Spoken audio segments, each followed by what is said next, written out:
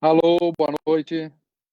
Aqui quem fala é Caetano Marquezini, sou cirurgião bariátrico, sou diretor científico da Sociedade Brasileira de Cirurgia Bariátrica, hoje, 23 de abril, quinta-feira, e hoje nós estamos num momento especial porque estamos cada um falando de sua casa, seus lares, seus escritórios, para poder dar início a esse Bari Live dessa quinta-feira, onde o assunto é exatamente o momento que nós estamos passando.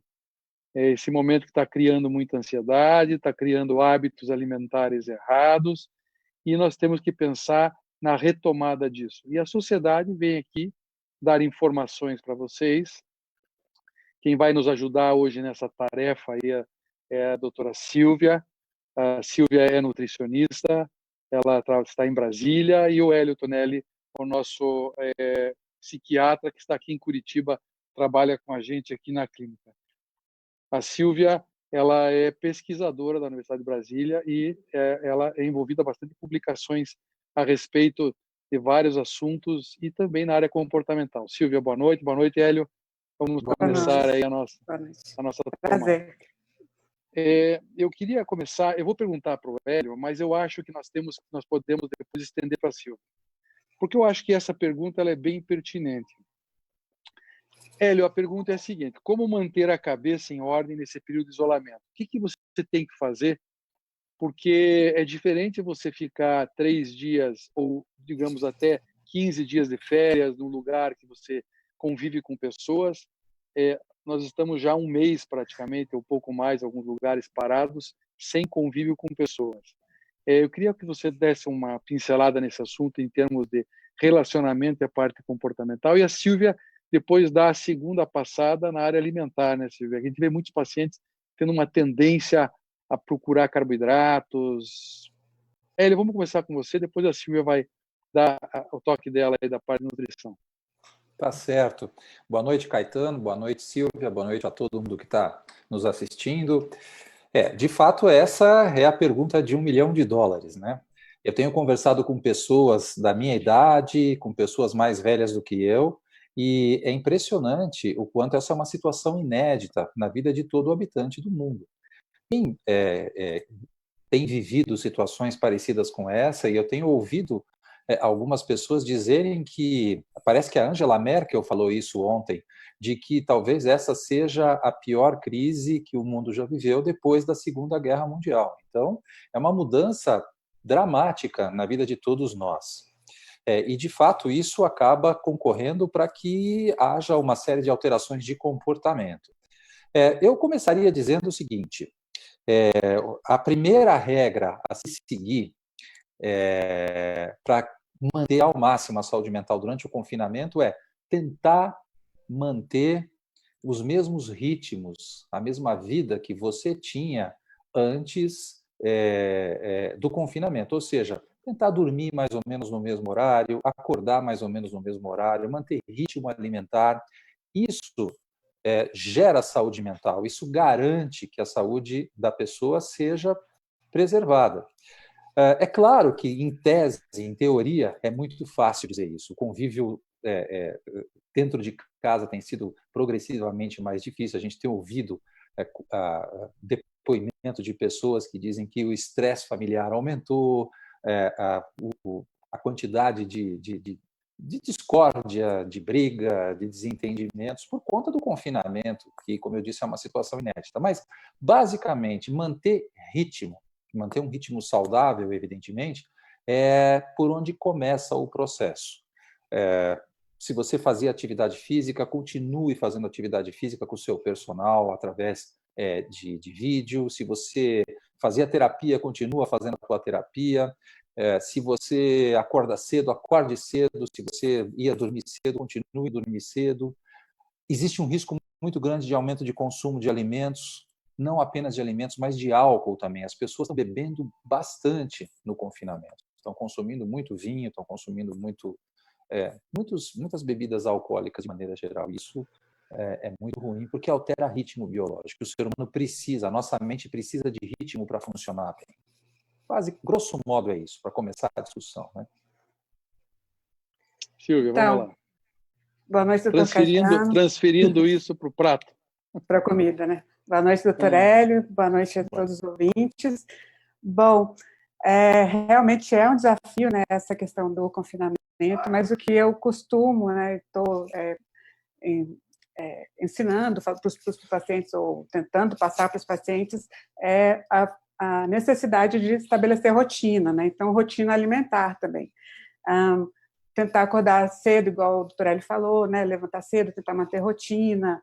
Algumas pessoas têm a tendência de ficar, digamos assim, sem se arrumar em casa ou de pijama, então tentar trocar roupa como se você fosse trabalhar, se arruma, né, senta na mesa para comer e tentar, entre as refeições, não deixar a mesa posta, porque essa disponibilidade maior de alimentos, isso cria um maior consumo de alimentos. Então, tira a mesa, depois você vai para o almoço, né? Depois do almoço, tira o almoço. Não ter, assim, perto, vidro com biscoito, doce, né? Em momentos de ansiedade, a necessidade por carboidrato aumenta, né? E quando você come, isso gera um ciclo vicioso, porque você vai ter mais vontade de comer carboidrato. Então, realmente, diminuir esse consumo, falando agora especificamente para a nossa população, que é a população que fez cirurgia bariátrica, vai fazer, aumentar o consumo de proteínas, né? Que é muito importante para a saciedade, para manter a massa muscular, que é um desafio agora, porque vai ter que fazer atividade física num lugar menor, né? Então, a proteína vai ter um papel mais importante ainda, porque você não vai ter a ajuda da máquina de musculação, né? Ou de um lugar grande, ou de um personal te ajudando. Então, o empenho tem que ser maior. E uma última coisa é tentar diminuir os industrializados, os ultraprocessados, porque eles já vêm prontos para a gente consumir muito, né? Então, já que a gente está comprando online, né, a gente tem que ficar um pouco mais seletiva e exclui os ultraprocessados. Aproveitar para cozinhar também, né? Isso, exatamente isso que eu ia falar. Eu tenho falado para os pacientes assim, já que você tem tempo agora, mais do que tinha antes, e os supermercados estão abertos e a gente tem acesso aos supermercados, por que não você aprender a cozinhar coisas que você não cozinha saudáveis? Hoje, com essas mídias como o YouTube, você consegue aulas espetaculares de culinária, coisas muito práticas, fáceis, até coisas extremamente complexas para você ir crescendo no nível e qualidade da alimentação e tentar sempre buscar mais sabor e menos empanzinamento, né, Silvia? Então, menos processados. Nos Estados Unidos já tem pesquisa mostrando isso, que lá aumentaram. Uma pesquisa mostrou, né, um aumento de 56% de pessoas, né, aumentou 56% o número de pessoas que estão assistindo os vídeos e cozinhando em casa, né? Então, isso foi uma coisa que aconteceu mesmo. A gente não tem dados do Brasil, né? Talvez a gente esteja um pouco mais agoniado com a parte financeira, né, da crise que a gente está vivendo, né? Eu acho que a gente está um pouco mais. E aí, Hélio, nem todo mundo tem acesso a medicamentos, nem todo mundo... Hoje é um pouco complicado, às vezes, fazer uma terapia em casa, mesmo conversar com um psicólogo ou psiquiatra de casa, né? Porque são conversas, às vezes, muito pessoais e nem sempre todas as casas têm salas à prova de som, a maioria não tem, né? Então, a gente vê que os pacientes, muitos estão se sentindo inseguros em fazer mesmo as consultas online. Que tipo de exercício a pessoa podia fazer em casa, trabalhar dentro da sua capacidade para que pudesse passar esse dia a dia aí de forma menos traumática? Tem alguma coisa para você me contar aí? Eu vou contar, vou fazer um depoimento pessoal, né? Eu estava falando para o meu filho, que gosta muito de fazer atividade física, que durante a atividade física outdoor, né, fora de casa, e a melhor maneira que acredito que nós vamos conseguir de manter a forma física durante o confinamento é pensar que nós somos presidiários e agir como se fôssemos presidiários no bom sentido, evidentemente, tendo aqueles minutos diários de atividade física, porque hoje em dia existem aplicativos, além dos programas que estão disponíveis nas redes sociais, das pessoas ensinando como fazer alongamento, como fazer yoga online, como fazer exercício para determinados segmentos do corpo em 15 minutos. Então, não existe uma desculpa para as pessoas ficarem completamente paradas. 15, 20 minutos, meia hora diária de atividade física guiada por um aplicativo de celular, ou por um instrutor de rede social, já ajudam e muito. Então, a gente tem que pensar que nós não sabemos quando vai terminar esse confinamento e a gente não pode simplesmente esperar o tempo passar. A gente tem que continuar fazando alguma coisa. Uma outra dica que eu tenho dito para os meus pacientes é: aproveite o tempo livre. O tempo é a commodity mais cara que nós temos. A gente não valoriza quando tem tempo. E quando a gente tem muito, nós não sabemos o que fazer. Aproveite o seu tempo livre para fazer aquelas coisas que você sempre quis fazer e não tinha tempo. Então, termine de escrever o teu livro, termine de ler os livros que você queria ler. Comece a aprender, por exemplo, a fazer meditação. Existem uma série de instrutores ensinando princípios básicos de meditação. E hoje em dia a meditação é vista como uma excelente estratégia de controle da ansiedade, regulação de humor. Então são coisas que às vezes a gente não dá muita bola, porque não tem tempo. E agora nós temos tempo. Nós temos que aproveitar esse recurso valioso que é o tempo. Ainda, Hélio, do outro lado, a gente tem pacientes que sim fazem acompanhamento por teleconsulta. Sim. É válido igual para presencial? Você acha? Na tua Olha, área especial? Na minha área especial, em psiquiatria, a gente recomenda a teleconsulta para aqueles pacientes que já foram consultados uma vez presencialmente. Porque existem alguns detalhes do exame psiquiátrico que nós só captamos através da consulta presencial. Depois de uma ou duas consultas presenciais, é possível fazer a teleconsulta em sessões posteriores. A não ser que haja alguma emergência em um paciente em grupo de risco, a gente faz a primeira consulta através de videoconferência. Mas isso não costuma ser a regra. Mas é válido sim, pelo menos na minha área e na área de colegas que são psicólogos, tem sido um recurso muito útil para manter a periodicidade, a regularidade das consultas em psicoterapia, principalmente. Silvia, na tua área, como é que você vê essa parte? Então, antes da Covid, o Conselho ele exigia, né, tinha como uma exigência uma primeira consulta presencial e os retornos poderiam ser online. Com a Covid, no primeiro dia de Covid, o Conselho liberou todo tipo de consulta online e, no fundo, eu acho que esse é um dos grandes ganhos que a gente vai ter com a Covid. A gente adiantou uns 10 anos na questão da telemedicina, assim, forçado, né? Então, assim, a gente teve que se reinventar, né? A gente teve que aprender a mexer em aplicativos que a gente não mexia. E eu acho que é uma tendência. Eu acho que isso é uma tendência. Quando a gente fala, por exemplo, em paciente bariátrico e adesão, os trabalhos que falam de adesão, o principal viés, às vezes, que dificulta o paciente em aderir às consultas é ir a todas as consultas, né? Então, se um pouco das consultas pudesse ser online, eu acho que isso facilita muito. Por exemplo, usar aplicativos onde pacientes, por exemplo, os meus tiram foto do que eles estão consumindo e mandam para mim o dia inteiro.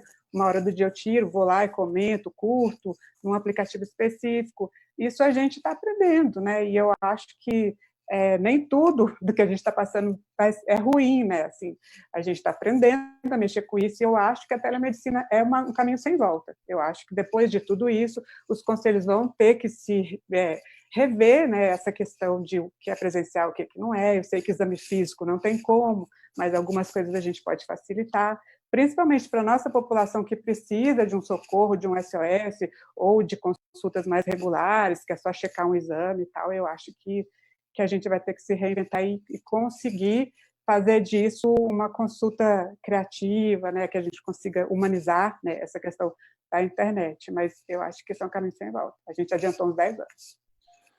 E o que a Silvia está dizendo é uma coisa muito importante. Quem sabe o Covid nos ajude a resolver um dos grandes problemas que existem no segmento multidisciplinar de pacientes bariátricos, que é o dropout, a quantidade de pacientes que faz a cirurgia, faz uma consulta, duas e depois desaparece. Quem sabe se estabelecer a rotina de consultas por vídeo, né, videoconsultas, nos ajude a recuperar boa parte desses pacientes que se perdem, porque hoje em dia a gente sabe que automonitoramento, a capacidade que o paciente tem de aprender a se monitorar seu comportamento alimentar, monitorar a quantidade de atividade física que ele faz, é uma das peças-chave do sucesso da cirurgia bariátrica em longo prazo. Então, a videoconferência pode vir como um grande auxiliar nesse sentido. Concordo. Eu queria voltar um pouquinho no assunto da alimentação e principalmente no carboidrato. Eu queria que o Hélio desse a visão do psiquiatra do carboidrato, depois a Silvia dá a complementação, como é que nós vamos driblar com a alimentação essa vontade de carboidrato. Hélio, você quer explicar para o pessoal, eu já vi você explicando isso, eu acho muito legal, explicar para o pessoal em casa por que o carboidrato e o que ele faz na gente? O carboidrato, como qualquer alimento palatável, isso serve também para as gorduras. Eles têm um aspecto calmante para a mente.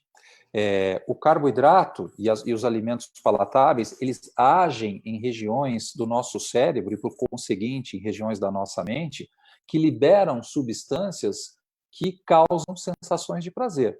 Essas substâncias incluem opioides endógenos, incluem a dopamina, e é por isso que muitas vezes esses alimentos são utilizados como alimento de conforto, comfort food, o que a gente chama.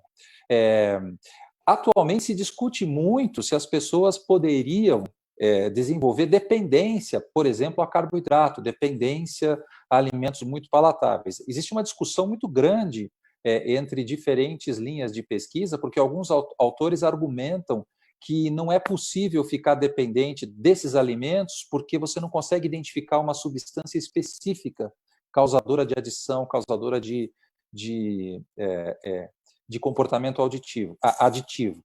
Mas é fato, todos nós sabemos que muitas vezes nós usamos esse tipo de comida para aliviar emoções, normalmente emoções desagradáveis. Esse tipo de alimento é utilizado quando você está ansioso, quando você está deprimido, para dar um ânimo adicional, quando você está insone. Tem muita gente que come para dormir, e também tem muita gente que come quando está bem também, está excitada, está se sentindo bem. Então, existe uma relação muito grande entre alimentação e emoção. E um dos atores básicos desse jogo, desse teatro, são os alimentos palatáveis, os carboidratos, as comidas que têm muito sabor. Por conta disso. Como é que faz para driblar, Silvia? Vai lá, o que você vai substituir, às vezes, está com aquela fissura de comer um doce, e daí, quem está em casa, como é que faz? Então, aí, continuando, né, com o que o doutor Hélio falou, da alimentação, uma das coisas que a gente consome, né, que dá muita fissura, é o chocolate, por exemplo, né? E a principal causa do chocolate é porque é a fonte de triptofano, tem o açúcar também, e o triptofano é precursor da serotonina, que dá a sensação de bem-estar.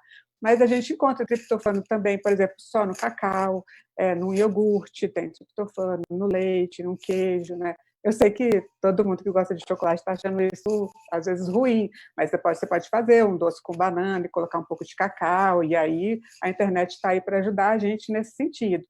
Especificamente falando agora, de novo, para a nossa população, tem um estudo que fala que os pacientes que consomem no café da manhã 30 gramas de proteína, que é mais ou menos 2 fatias de queijo, 2 ovos, por exemplo, eles têm menos compulsão à tarde e à noite, né? Então, essa seria assim uma interessante dica isso, seria a primeira dica importante.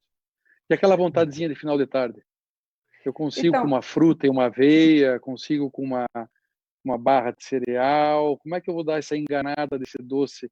O mel pode, não pode o mel? Como é que é isso? Pode, se for pouco, né? Eu não sou nem um pouco radical nesse sentido. Se for pouco, acho que não faz mal, melhor do que açúcar. Mas a fibra, por exemplo, existem maneiras e maneiras de usar a fibra. Tem pessoas que consomem, por exemplo, uma maçã, uma banana com aveia e ficam saciadas. Outras pessoas comem fibra, a fruta, e a fibra da fruta eu acho que meio que acelera a digestão e a pessoa fica com mais fome. Então, eu gosto muito de até suplementos de proteína, né? A pessoa adiciona um suplemento, adiciona uma fibra, ou toma um iogurte, ou mesmo faz um sanduíche de pão integral com queijo, né? Pão integral não tem menos caloria do que o branco, mas a fibra faz a pessoa, né, ter mais saciedade, então isso ajuda. Eu acho que fazer uma refeição antes daquele horário de pico, né, se você tem fome às 6, 5h30, faz uma refeição, porque 6 horas você está controlado, né, você não está desesperado, porque senão aí começa a ser a fome emocional e você perde um pouco o controle, não pode deixar ficar super. Então, uma das dicas é não ficar muito tempo, que é a recomendação para os nossos pacientes, ter uma alimentação regular e com horários assim para não deixar passar fome, né? Não deixar chegar à fome, né? E com relação aí no mercado, eu falo muitas vezes para os meus pacientes assim, cuidado com o corredor da morte, que é o corredor das bolachas e doces, né? Abaixa a cabeça e faz de conta que não existe, né? Assim, então, assim, porque esses alimentos, eles não pulam dentro do carrinho e entram, passam pela caixa e passam o cartão. Alguém tem que fazer isso por eles. E é impossível você ter esse tipo de coisa em casa, ainda mais nesse momento, e não abrir o armário no meio da tarde para pensar, ou a geladeira. Quem não abre a geladeira para pensar, né? E você vai abrir a geladeira para pensar e está lá dentro alguma coisa dizendo para você, vem aqui, eu vou te engordar um pouquinho mais e vou fazer você quebrar a tua dieta. Então, eu acho que o segredo é já na hora de ir fazer as compras, ter a consciência de que nós estamos num momento difícil e que as nossas decisões começam ali alimentares ali naquele momento. E o tempo, né? O tempo é uma coisa muito preciosa. Eu estou recebendo uma mensagem aqui, que é um assunto que logicamente tem a ver com o nosso retorno. Tem bastante gente perguntando até, inclusive, com relação a voltar às cirurgias bariátricas. Quando voltar? Então, olha, quem está em casa, assim, gente, só para vocês entenderem, os cirurgiões bariátricos, eles, logicamente, nós somos cirurgiões e gostaríamos de continuar operando e gostaríamos de dar atenção aos nossos pacientes e fazer aquilo que nós melhor fazemos, que é operar, né? Porque, assim, eu sempre digo que o acompanhamento da minha equipe multidisciplinar é tão importante quanto a cirurgia, só que são momentos diferentes. Mas, infelizmente, nós, logicamente, acatamos determinações e acatamos recomendações, na verdade, não são determinações, de órgãos oficiais. E esses órgãos oficiais ainda pedem para ter cautela, para esperarmos um pouco mais. Aparentemente, o pico, que era para ser meados de abril, deverá ser na próxima semana. Algumas cidades, eu estava falando até com a Silvia, que há uma impressão em Brasília de que está havendo um achatamento da curva. Em Curitiba, aqui onde nós moramos, eu e o Hélio, o número de óbitos, lógico que não é para festejar, óbito sempre é uma coisa triste, mas é muito baixo.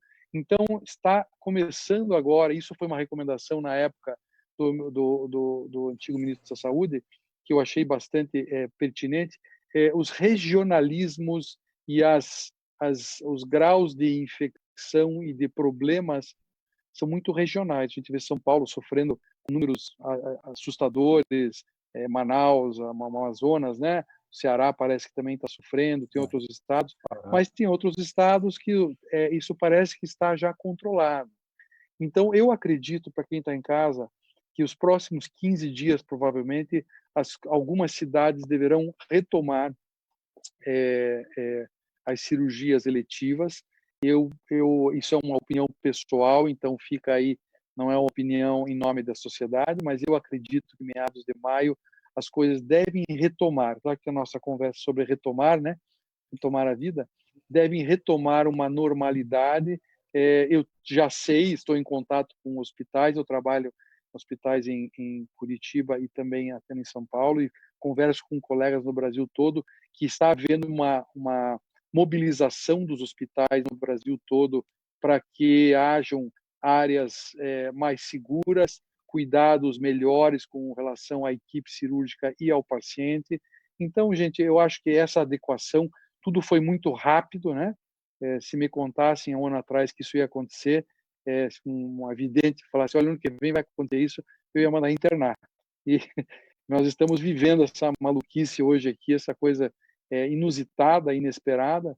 Eu acho que as medidas, dentro de alguns exageros e dentro de algumas precauções bem pertinentes, o Brasil não está sofrendo quanto a gente queria, quanto a gente esperaria sofrer, mas está dentro daquilo que a gente queria que acontecesse, números baixos e as pessoas preocupadas em se cuidar. Então, respondendo à pergunta, eu acredito que meados de maio já alguns centros comecem a fazer, já comecem a remarcar. Os consultórios médicos já estão funcionando, alguns estão atendendo. Aqui em Curitiba nós estamos atendendo com horários espaçados, com máscara, para evitar tumulto, acúmulo de pessoas. Vários consultórios já estão atendendo.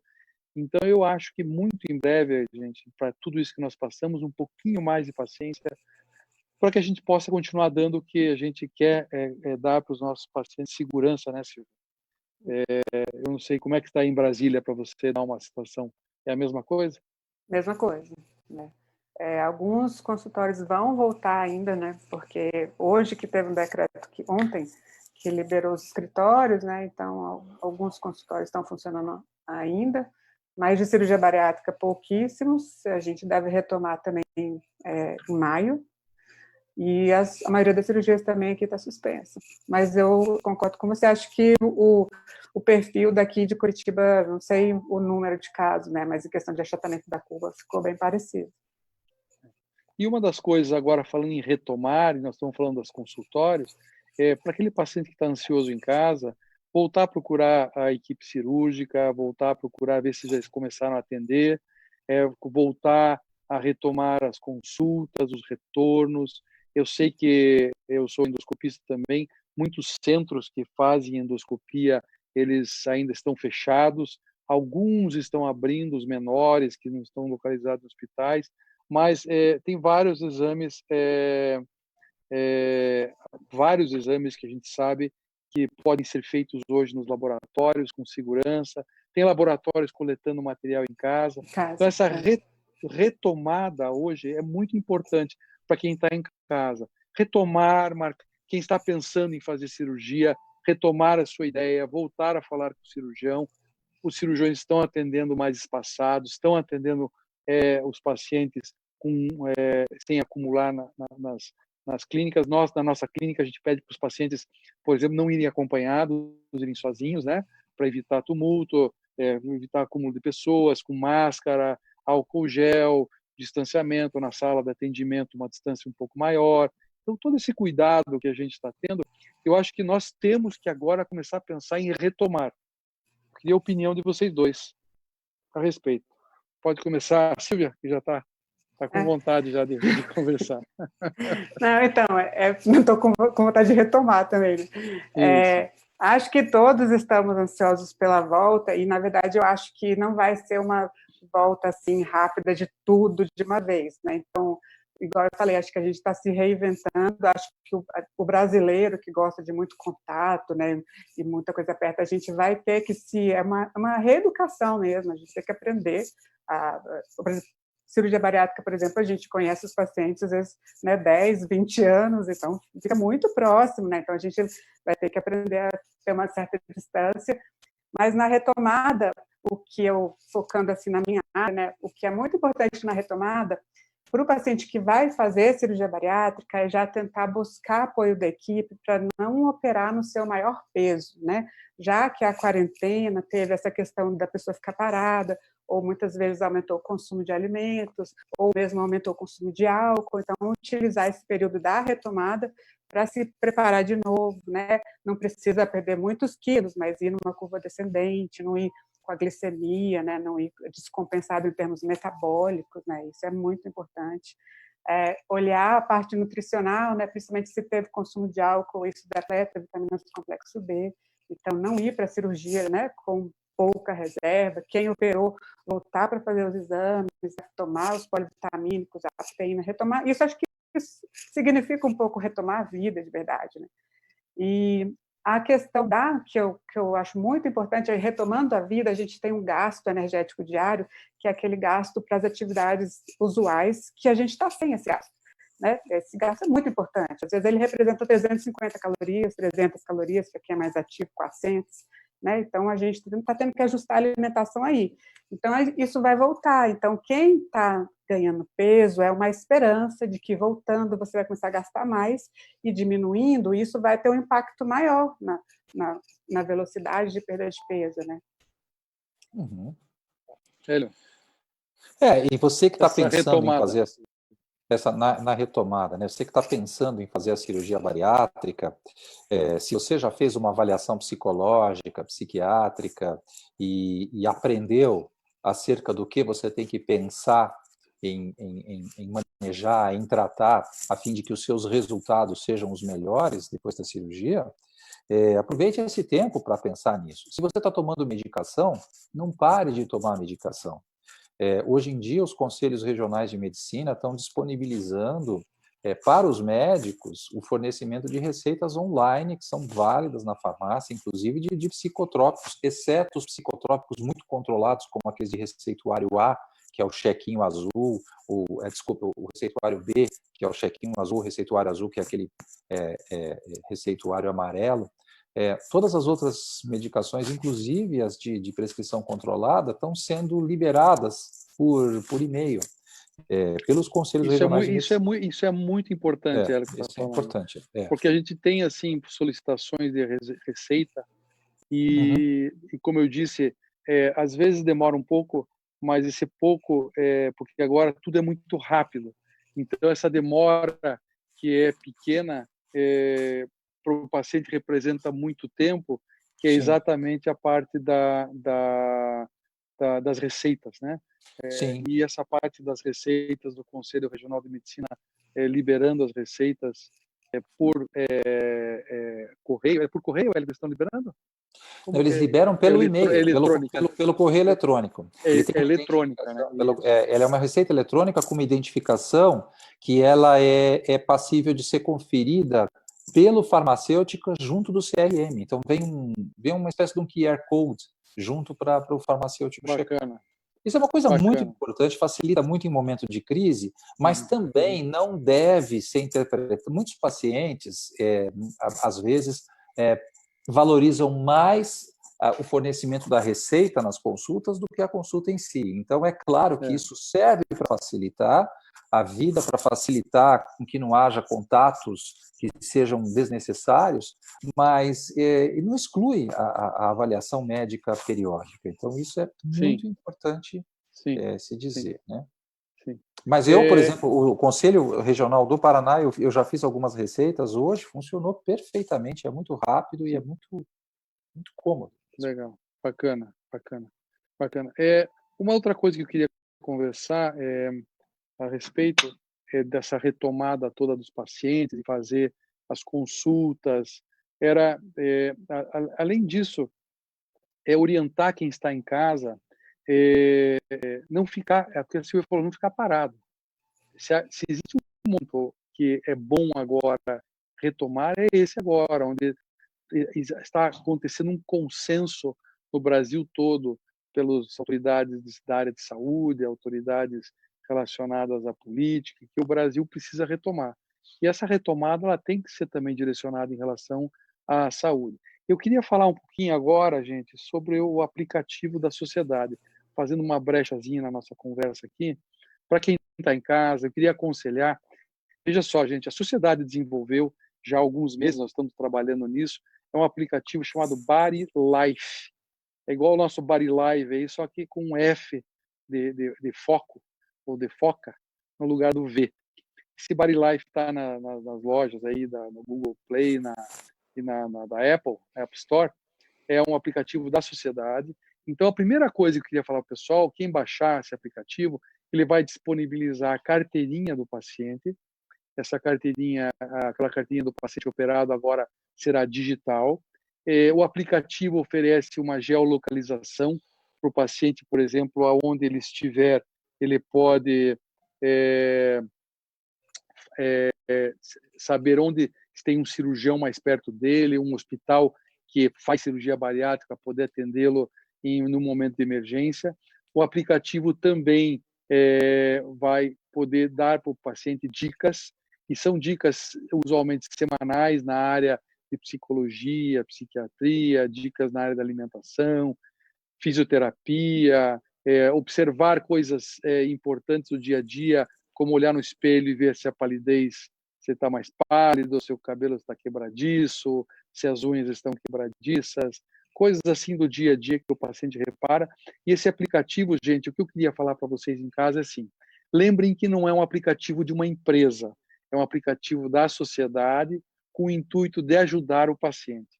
Então, o que a gente pede é um pouco de paciência, lógico, nós temos desenvolvedores cuidando, mas o aplicativo pode sim ter defeitos, e eu gostaria do feedback de quem está usando o aplicativo. No próprio, a sociedade lá no aplicativo tem um e-mail para que possa entrar em contato com a sociedade e falar quais são os problemas que estão encontrando em relação ao aplicativo, porque essa proximidade agora se mostrou mais importante ainda com relação ao que nós estamos passando no isolamento. E o aplicativo vai ser usado como uma grande ferramenta no futuro de orientação para os pacientes. Vocês chegaram a ter contato? Silvia, chegou a ver o aplicativo ou ainda não viu? Eu ainda não vi também. Vou baixar, eu vou baixar. A gente não fez uma divulgação maciça, porque, na verdade, nós estamos liberando ele, tem vários pacientes que já estão usando ele há alguns 2, 3, 4 meses, e a gente tem detectado problemas e resolvido os problemas, mas eu gostaria, para quem estivesse em casa hoje vendo a gente, baixa o aplicativo, chama BodyLife, faz o registro lá, ou quem vai liberar a carteirinha é o cirurgião. Se o seu cirurgião está demorando para liberar a carteirinha, manda um recado, liga na clínica e fala assim, olha, doutor, pede para o doutor Caetano lá liberar minha carteirinha, que ele não está vendo, porque o cirurgião tem acesso a um painel para liberar a carteirinha dos seus pacientes. Isso vai ajudar em várias coisas a sociedade, inclusive, a entender melhor. Uma das coisas bacanas do aplicativo, Eli, Silvia, é que nós podemos fazer pesquisas real time. Eu posso criar perguntas curtas para o paciente, como, por exemplo, a cirurgia bariátrica mudou a sua vida? Sim ou não? E o paciente tem a possibilidade de participar ou não, se quiser, da pesquisa, mas responder pequenas perguntas que podem nos dar dicas. Como profissionais da área multidisciplinar, né? Nós temos tantas perguntas, às vezes, que ainda faltam ser respondidas através do aplicativo. Então, será uma participação mútua da sociedade interagindo através da equipe multidisciplinar. Lá fala muito sobre cirurgia, sobre os cuidados da cirurgia antes, os cuidados depois. Eu queria convidar todos que estão em casa a baixar o aplicativo, usá-lo, ter um pouco de paciência, vou reafirmar a paciência, para nos ajudar a deixar ele perfeito. Eu acho que nós podemos desenvolver versões novas do aplicativo para que ele possa dar ajuda ao paciente. Outra coisa importante do aplicativo, que é muito legal, nessa geolocalização, não sei se vocês sabem, mas existem hoje alguns pacientes de algumas regiões usam a carteirinha para ganhar descontos em restaurantes, em farmácias, muitas regionalidades. E o que a gente vai fazer nesse aplicativo agora? Nós vamos tentar, através da comunicação dos pacientes e desses lugares, a colocar esses lugares nesse mapa de geolocalização, para que o paciente possa ver aí se a farmácia de desconto perto dele, uma academia que dá desconto para ele, oferecer esse serviço para o paciente, para que ele possa ter um acesso mais fácil e possa sempre, eu sempre digo assim, a gente tem que ser muito melhor do que a nossa melhor desculpa todos os dias. Isso não é só para os pacientes, é para todos nós, porque nós sempre temos uma boa desculpa para não fazer aquilo que nós temos que fazer. Exatamente. E esse exercício, a gente tem que procurar ferramentas para nos ajudar. E esse aplicativo foi criado exatamente para isso, para dar todas as ferramentas para o paciente. Uma vez por dia vai lá dar uma passada, dar uma lida numa das dicas, eventualmente está na rua e precisa comprar alguma coisa e ver lá na área da sua lógica da cirurgia bariátrica, vai achar um lugar que possa lhe trazer algum benefício, ou eventualmente uma das coisas muito interessantes sobre essa geolocalização, digamos que você está de férias, você aqui do Sul está de férias lá no Rio Grande do Norte, e lá você tem uma dor abdominal. Você liga o aplicativo e ali vai dizer perto de você qual é o cirurgião bariátrico da sociedade brasileira mais perto e qual é o hospital mais perto que é especializado em bariátrica. Isso é muito importante. Hoje a gente acredita que isso é fundamental. E essa comunicação entre o paciente e a equipe multidisciplinar, que a gente quer tornar ela mais junta, mais próxima, porque a gente entende que se a cirurgia traz um benefício muito próximo da perda de peso, quem traz o benefício a longo prazo é a equipe multidisciplinar. É o acompanhamento do psiquiatra, da psicóloga, da nutricionista, do personal trainer, da fisioterapeuta. Eu tenho uma opinião muito pessoal a respeito disso, mas eu gostaria que cada um de vocês pudesse me falar um pouquinho de como vocês julgam as suas áreas importantes dentro desse acompanhamento. Eu acho que a área de saúde mental é fundamental, porque comportamento é um dos braços, né? É uma das esferas que estão comprometidas na obesidade. Então, a obesidade tem um braço, né, comportamental muito grande. Então, a obesidade tem comportamentos alimentares disfuncionais específicos e que já são muito bem compreendidos à luz da neurociência. Por exemplo, compulsão ou compulsividade alimentar é um fenômeno quase que onipresente na obesidade mórbida. E compulsão alimentar é um termo que a gente usa de maneira muito abrangente, mas ele é um termo guarda-chuva que abrange uma série de subcondições, como, por exemplo, o comer compulsivo, a síndrome do comer noturno, o vício ou a adição em comida, o comer emocional e assim por diante. Então, sem a saúde mental por trás, é muito complicado que a gente possa garantir um bom desfecho de qualquer tratamento da obesidade, seja ele clínico, seja ele cirúrgico. E todo mundo tem uma noção intuitiva muito forte de que comportamento e obesidade são fatores muito importantes. Às vezes essa nossa intuição é tão forte que a gente acha que só mexer no comportamento resolve o problema. Isso não é verdade também. A gente cobra muito dos pacientes que eles mudem de atitudes, mas muitas vezes nós não entendemos quais são as razões pelas quais eles não conseguem mudar de atitudes. Então, existem uma série de processos tóxicos da obesidade afetando o cérebro que fazem com que esses pacientes acabem tendo comportamentos que muitas vezes parecem a todos irracionais, mas são incontroláveis. Então, acho que essa é uma coisa muito importante. Eu só queria fazer uma observaçãozinha sobre o instrumento da sociedade. Eu acho que é um instrumento tanto informativo quanto um instrumento que estimula o automonitoramento. Eu gosto sempre de falar isso nos Body Lives. A grande chave para melhores resultados no tratamento cirúrgico da obesidade é monitoramento, tanto do paciente em relação a ele mesmo, quanto da equipe em relação ao paciente. Então, os melhores resultados são obtidos por aqueles pacientes que estão sempre visitando a nutricionista, o psiquiatra, o psicólogo, o cirurgião, o fisioterapeuta e assim por diante. Isso é muito importante. Silvia. Então, acho a nutrição fundamental, mas à medida que a gente estuda muito, né, o que eu acho mais bonito da nutrição em cirurgia bariátrica, em obesidade, é que quanto mais você estuda, mais você vê que todas as áreas são importantes. Então, não adianta eu falar de aumentar o consumo de proteína se eu não tiver um educador físico que ajude o paciente, que ensine, né, a ganhar massa muscular, a fazer exercícios corretos, né, quanto tempo, duração, a questão da compulsão alimentar, a ansiedade, né, então, à medida que a gente estuda deficiências nutricionais, tem que ter mais contato com o médico, então tem que saber um pouco de todas as áreas, né, e, de repente, assim, de repente não, na verdade, isso é o que mais me fascina, né, em cirurgia bariátrica, que você tem que estudar de tudo, né, deficiência nutricional, obesidade, compulsão, atividade física, e com profissionais diferentes. Isso faz da nossa especialidade, né, cirurgia bariátrica, medicina bariátrica, uma área riquíssima, né, uma área riquíssima. Para quem gosta de estudar, é a melhor área que tem, porque você estuda de tudo, você vai aos extremos, né.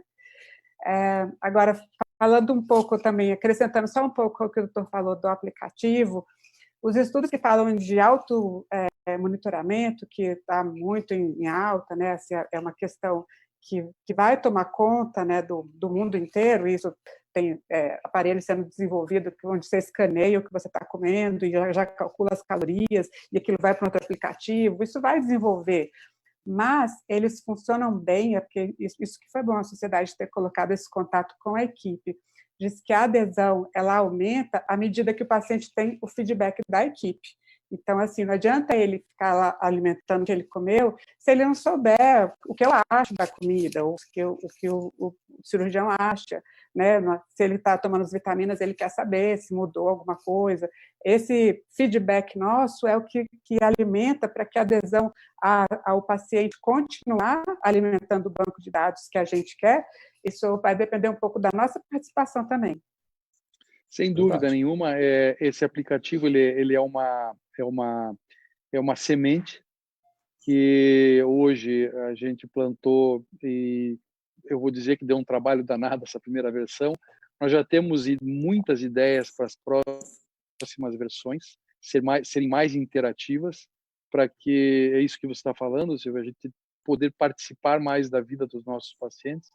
Porque o que acontece hoje é que é muito comum, e a gente vê muitos cirurgiões, eu pessoalmente, meus pacientes, eu atendo muitos por WhatsApp, e a interação é praticamente diária, a gente responde, tira algumas dúvidas, quando a gente vê que tem que consultar, a gente pede para marcar consulta, mas a ideia do aplicativo é ele ter uma forma de inteligência artificial, que ele possa ler resultados de exames e não dar vitaminas, mas recomendar, olha, a sua curva de vitaminas está numa descendente, procure a sua nutricionista, que tenha questionários de autoavaliação psicológica, a gente sabe que já existem, que possa dizer, olha, provavelmente você está desenvolvendo uma depressão, deve procurar uma ajuda de um psicólogo, ou eventualmente um psiquiatra. A gente sabe que existe já esse racional de perguntas e respostas, em que a gente pode desenvolver em cima desse aplicativo agora, que é uma sementinha, para que exatamente isso que você está falando, Silvio, tenha essa interação maior entre o paciente e a equipe multidisciplinar. Eu acho que essa fase inicial, onde terão dicas semanais, onde terão vídeos dessas dicas, onde terá já tem algum material lá, bom material já lá, mas é a primeira versão para que a gente possa dizer assim, olha, está funcionando, nós estamos tendo uma adesão, vale a pena ir para frente. Então, para quem está em casa, de novo lá, App Store, a Google Play, lojas, baixar Body Life, é o nome do aplicativo, é um Bzinho no formato do B da Sociedade Bariátrica, baixa, lá tem um cadastro para fazer, lá tem o nome dos cirurgiões que fazem parte da Sociedade Bariátrica. Infelizmente, se você foi operado por um colega cirurgião que não faz parte da Sociedade Bariátrica, você vai ter que pedir para ele se tornar membro da sociedade. Há inúmeras vantagens de ser membro da sociedade, não é só... Hoje a sociedade oferece várias revistas internacionais para ele poder ter acesso, oferece congressos, oferece encontros, então vale a pena. Ele vai fazer parte dessa sociedade que já faz mais de 20 anos que existe, que dá assistência para os pacientes bariátricos e vai poder participar também dessa comunidade que dá informação através do aplicativo. Vamos lá. Outra coisa importante que eu queria falar, agora falta um pouquinho só para a gente terminar, eu gostaria de voltar à retomada. Eu acho que esse é um assunto muito importante e que a gente deve fazer. Principalmente, não só aquele paciente, porque os pacientes, nossos pacientes que estão em consultório, eles sabem onde nos achar, sabem a forma de nos achar, mas o que existe hoje, a gente vê um receio muito grande em relação à obesidade e ao Covid. Há alguns trabalhos mostrando que a obesidade ela parece estar relacionada aos casos mais graves. Para quem está em casa, só entender um pouquinho, a obesidade ela não é só o Covid. A obesidade ela está relacionada a inúmeras outras doenças e a inúmeras também infecções. Então, o Covid caiu agora porque hoje ele é a manchete de todos os jornais. Mas o paciente obeso ele tem sim algumas deficiências, ele tem sim alguns problemas relacionados ao que nós chamamos de inflamação. O corpo de quem é obeso é inflamado e essa inflamação causa alterações que o Hélio já recomendou no cérebro, às vezes levando a essas alterações comportamentais. Quando eu comecei a trabalhar com o Hélio há 10 anos atrás, é isso, Hélio? Isso, 10 anos. Eu falava que nós não fazíamos cirurgia no cérebro o Hélio me convenceu nos últimos anos que a gente faz sim cirurgia no cérebro ao operar o estômago de um paciente. E assim, esse paciente que está em casa preocupado em relação à obesidade, fazer a cirurgia bariátrica agora na nossa retomada é uma coisa boa, não é uma coisa ruim, né? Então, se chegando assim, mas eu vou ter riscos, eu fui obeso durante tantos anos, agora eu vou esperar para fazer o ano que vem. Gente, esperar com uma doença crônica não é uma coisa bacana. Então, eu acho assim, a primeira coisa é procurar os serviços agora, tentar se esclarecer, o cirurgião, tenho certeza, junto com a equipe multidisciplinar, vai esclarecer tudo para quem está interessado em fazer a cirurgia. Os pacientes operados não têm maior risco, muito pelo contrário, têm menor, porque estão magros, estão saudáveis, né? Eu sempre digo para os pacientes, se você está mantendo as tuas vitaminas em dia, está fazendo tua atividade física, o teu risco é igual a uma pessoa normal, magra, de ter qualquer doença, né? Não o importante é não abandonar esse acompanhamento na parte não só física, vitamínica, nutricional, mas mental também, que corresponde ao sucesso. Vamos lá, Eli. Você está falando da obesidade e do Covid, é verdade, o Covid é o grande popstar do momento, mas é muito importante lembrar que a obesidade, ela piora o prognóstico de praticamente todas as condições patológicas, né, de todas as doenças físicas ou mentais. Uma coisa muito interessante é que depressão no indivíduo obeso, ela é mais difícil de tratar, ela responde menos aos tratamentos convencionais, ela é mais difícil de identificar, de diagnosticar, porque ela vem sob formas disfarçadas, ela não parece uma depressão típica, normalmente ela vem de formas atípicas. Então, o impacto da obesidade sobre a saúde não é só sobre a saúde física, com as comorbidades metabólicas, mas também sobre as comorbidades psiquiátricas. Todas as condições psiquiátricas são influenciadas negativamente pela obesidade. Então, a obesidade é um fator de risco para uma série de condições, se não todas elas. Silvia, quer fazer uns comentários a respeito? Mas em relação só à alimentação, né? Eu já falei sobre não operar no maior peso, mas buscar orientação para não fazer uma alimentação muito restrita em calorias, vitaminas e minerais com Covid e obesidade, né? Então, ter o apoio da equipe para isso é muito importante. Muitas vezes tem que já usar o polivitamínico desde o pré-operatório, né? Isso é quase que uma rotina. Então, já ir buscando as orientações para organizar, né? Eu acho que tem que se organizar para voltar, né? E planejar a cirurgia de novo. E uma alimentação saudável, mesmo para quem ainda quer planejar a cirurgia, melhora também a inflamação, não? Melhora a inflamação, isso. Não precisa fazer uma enorme restrição calórica agora, né? Porque isso também gera estresse, né? Não seria assim o caso de usar uma dieta muito restrita, mas uma alimentação variada, que tenha 5 cores diferentes de frutas e verduras, né? Que tenha comida de verdade, que não tenha aqueles alimentos ultraprocessados, que tenha horários estabelecidos. Então, uma alimentação de casa, né? Uma das coisas que eu acho que o Covid trouxe de benefício, eu acho que tem alguns benefícios na nossa rotina atualmente, mas a questão da gente almoçar em casa e com a família, né? Então, aproveitar esses momentos, isso é muito rico, normalmente a gente não tem esse tempo, né? A gente não sincronizar o tempo de todas as pessoas é muito difícil, e isso tem sido um dos grandes ganhos, eu acho, desse convívio. Eu sei dos conflitos, isso acontece, mas faz parte, mas isso é uma coisa muito valiosa. Uma das coisas que eu falo sempre para meus pacientes é assim, doutor, mas você quer que eu faça dieta antes da cirurgia? Eu falo, não é dieta. Eu quero que você coma só saudável para diminuir a inflamação, porque normalmente a cirurgia leva 3, 4 semanas entre você marcar, preparar e tudo, até um pouco mais, mas é 3 a 4 semanas a média. Você não lembra que você não está fazendo dieta, você está se preparando para a tua cirurgia. Então mude o foco da tua meta, faça como uma meta para que você está buscando se preparar para o teu procedimento e não estou me despedindo. Eu falo, não tem despedida porque você não vai para lugar nenhum. Nós queremos que você continue aqui bem, feliz e saudável.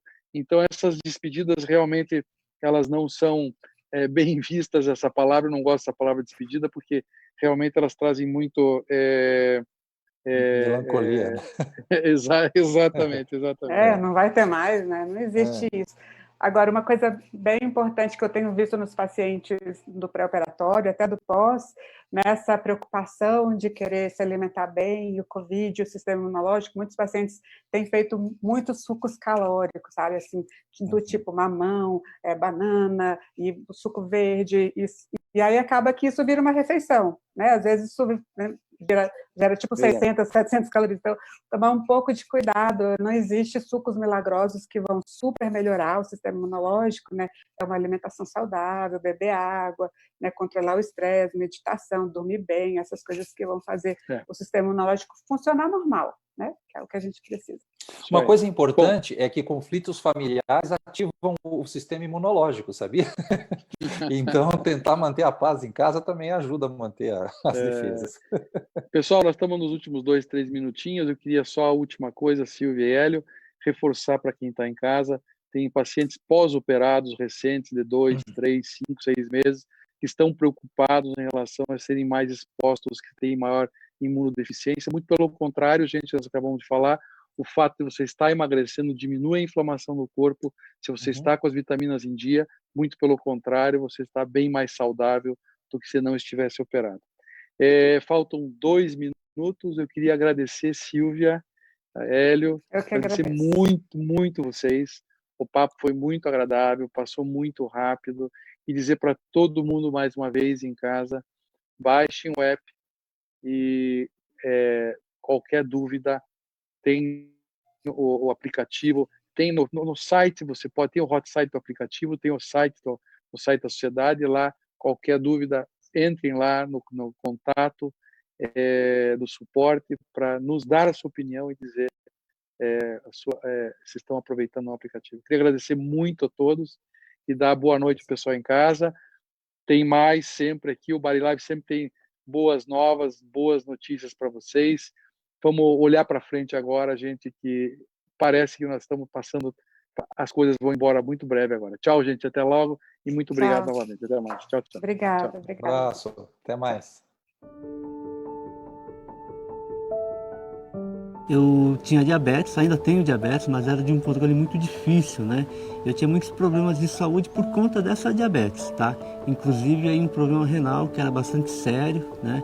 O médico havia comentado comigo, me alertado, inclusive, que se eu não conseguisse controlar os níveis de glicemia, fatalmente eu acabaria fazendo hemodiálise por conta desses problemas. Sim, tenho. Minha mãe era diabética, meus tios são diabéticos, eu tenho irmãos diabéticos, é aí uma herança familiar também, né? Minha mãe, depois de um certo tempo já com diabetes descontrolado, descompensado, com controle muito ruim, ela perdeu a visão, né? E ela praticamente não enxergava mais, ela tinha muita dificuldade de mobilidade, né? Já não conseguia mais fazer as tarefas do dia a dia ou andar sozinha, né? Quer dizer, isso trouxe uma qualidade de vida muito ruim para minha mãe, nesse período que ela ficou diabética e perdeu a visão. Então, meus irmãos também têm uma série de problemas, não perderam a visão, né? Mas assim, tem as limitações que a doença traz, né? Limitações físicas, limitações psicológicas também, né? Porque, como eu te falei, o diabetes não traz só problemas físicos, né? Ele te deixa depressivo também por conta de toda a situação, de todos os problemas que a doença provoca, né? Então, sua cabeça também não fica legal por conta disso.